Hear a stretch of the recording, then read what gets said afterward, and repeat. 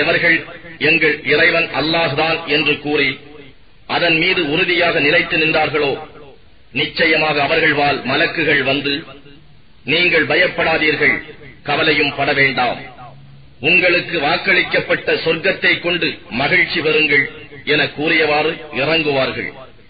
நாங்கள் உலக வாழ்விலும் மறுமையிலும் உங்களுக்கு உதவியாளர்கள். மேலும் சொர்க்கத்தில் உங்கள் மனம் விரும்பியதெல்லாம் உங்களுக்கு இருக்கிறது. அதில் நீங்கள் கேட்பதெல்லாம் உங்களுக்கு கிடைக்கும். மிகவும் மன்னிப்பவன், மிக்க கிருபை உடையவனிடம் இருந்துள்ள விருந்தாகும் இது என்று கூறுவார்கள். எவர் அல்லாஹ்வின் பக்கம் மக்களை அழைத்து சாலிகான நற்கர்மங்கள் செய்து, நிச்சயமாக நான் அல்லாஹ்வுக்கு முற்றிலும் வழிபட்ட முஸ்லிம்களில் நின்றும் உள்ளவன் என்று கூறுகின்றாரோ, அவரை விட சொல்லால் அழகியவர் யார் இருக்கின்றார்? நன்மையும் தீமையும் சமமாக மாட்டா. நீங்கள் தீமையை நன்மையை கொண்டே தடுத்துக் கொள்ளுங்கள். அப்பொழுது யாருக்கும் உமக்கும் இடையே பகைமை இருந்ததோ அவர் உற்ற நண்பரே போல் ஆகிவிடுவார். பொறுமையாக இருந்தார்களே, அவர்கள் தவிர வேறு யாரும் அதை அடைய மாட்டார்கள். மேலும் மகத்தான நற்பாக்கியம் உடையவர்கள் தவிர வேறு யாரும் அதை அடைய மாட்டார்கள். உங்களுக்கு ஷைத்தானிடத்திலிருந்து ஏதேனும் ஊசாட்டம் தீயதை செய்ய உம்மை தூண்டுமாயின் உடனே அல்லாஹ்விடம் காவல் தேடிக் கொள்வீராக. நிச்சயமாக அவன் யாவற்றையும் செவியேற்பதை நன்கறிபவன். இரவும் பகலும் சூரியனும் சந்திரனும் அவனுடைய அத்தாட்சிகளில் உள்ளவைதான். ஆகவே நீங்கள் அல்லாஹ்வையே வணங்குகிறவர்களாக இருந்தால் சூரியனுக்கும் சந்திரனுக்கும் சுஜூது செய்யாதீர்கள். இவற்றை படைத்தவனாகிய அல்லாஹுவுக்கே சுஜூது செய்யுங்கள். ஆனால் அல்லாஹுவை வணங்காது எவரேனும் பெருமை அடித்தவர்களாக இருப்பின் அவனுக்கு நஷ்டமில்லை. இறைவனிடம் இருக்கும் வானவர்கள் இரவிலும் பகலிலும் அவனை தஸ்பீஹ் செய்து துதித்துக் கொண்டே இருக்கிறார்கள். அவர்கள் அதில் சோர்வடைவதும் இல்லை. பூமியானது காய்ந்து வறண்டு கிடப்பதை நீர் பார்ப்பதும் அவனுடைய அத்தாட்சிகளில் நின்றுள்ளதாகும்.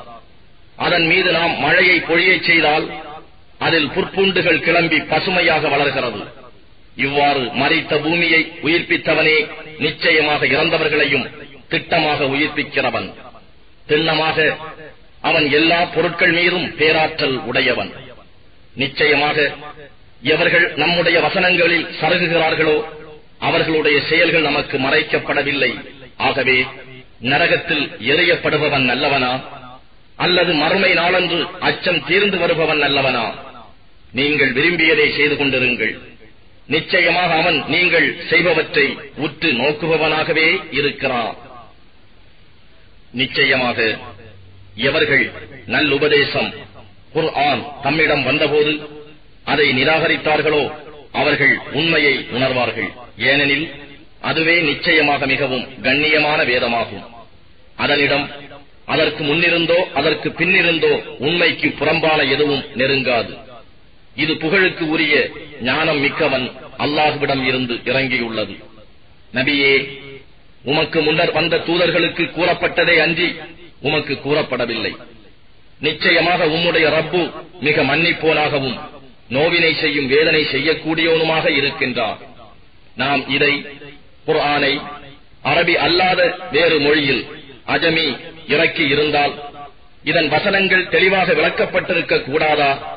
சொல் அஜமி வேற்றுமொழி, தூதர் அரபியரா என்று அவர்கள் கூறியிருப்பார்கள். இது ஈமான் கொண்டவர்களுக்கு ஒரு வழிகாட்டியும் அருமருந்தும் ஆகும். ஆனால் ஈமான் கொள்ளாதவர்களுக்கு அவர்களுடைய காதுகளில் செவிட்டுத்தன்மை இருக்கிறது, இன்னும் அவர் கண்களில் குருட்டுத்தனமும் இருக்கிறது. எனவே அவர்கள் வெகு தொலைவான இடத்திலிருந்து அழைக்கப்படுபவர்கள் போல் இருக்கின்றனர். நிச்சயமாக நாம் மூசாவுக்கு வேதத்தை கொடுத்தோம், ஆனால் அதில் மாறுபாடுகள் செய்யப்பட்டு விட்டன. அன்றியும் உங்கள் ரப்பிடம் இருந்து ஏற்கனவே வாக்கு ஏற்படாது போயிருந்தால் அவர்களுக்கு இடையே தீர்ப்பு அளிக்கப்பட்டே இருக்கும். நிச்சயமாக அவர்களும் ஆழ்ந்த சந்தேகத்திலேயே இருக்கின்றனர். எவர் சாலிகான நற்கருமங்கள் செய்கிறாரோ அது அவருக்கே நன்மையாகும்.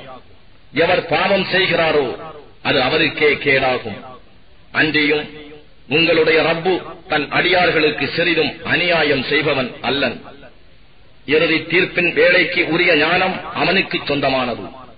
இன்னும் அவன் அறியாமல் பழங்களில் எதுவும் அவற்றின் பாளைகளிலிருந்து வெளிப்படுவதில்லை. அவன் அறியாமல் எந்த பெண்ணும் சூழ் கொள்வதும் இல்லை, பிரசவிப்பதும் இல்லை. இறுதி தீர்ப்புக்கான அந்நாளில் அவன் எனக்கு இணையாக்கப்பட்டவை எங்கே என்று அவர்களிடம் கேட்பான். அப்போது அவர்கள், எங்களில் எவருமே அவ்வாறு சாட்சி கூறுபவர்கள் இல்லை என்று நாங்கள் உனக்கு அறிவித்து விடுகிறோம் என்று கூறுவார்கள். அன்றியும் முன்னால் அவர்கள் தெய்வங்கள் என அழைத்துக் கொண்டிருந்தவை அவர்களை விட்டும் மறைந்துவிடும்.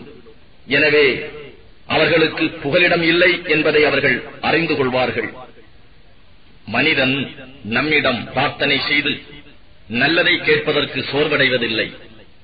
ஆனால் அவனை கெடுதி தீண்டுமாயின் அவன் மனமுடைந்து நிராசை உள்ளவனாகின்றான். எனினும் அவனை தீண்டி இருந்த கெடுதிக்கு பின் நாம் அவனை நம் ரஹ்மத்தை, கிருபையை சுவைக்கச் செய்தால் அவன், இது எனக்கு உரியதே ஆகும், அன்றியும் விசாரணைக்கு உரிய வேலை ஏற்படும் என நான் நினைக்கவில்லை. நான் என்னுடைய ரப்பிடம் திருப்பி அனுப்பப்பட்டாலும் நிச்சயமாக அவனிடத்தில் எனக்கு நன்மையே கிடைக்கும் என்று திடமாகச் சொல்கிறான். ஆகவே நிராகரிப்பவர்கள் செய்தவற்றை அவர்களுக்கு நிச்சயமாக நாம் தெரிவிப்போம். மேலும் நாம் அவர்களை நிச்சயமாக கடுமையான வேதனையை சுவைக்கச் செய்வோம். அன்றியும் மனிதனுக்கு நாம் அருள் புரிந்தால் அவன் நன்றி உணர்வின்றி நம்மை புறக்கணித்து விலகிச் செல்கிறான். ஆனால் அவனை ஒரு கெடுதி தீண்டினால் நீண்ட பிரார்த்தனை செய்பவனாகின்றான்.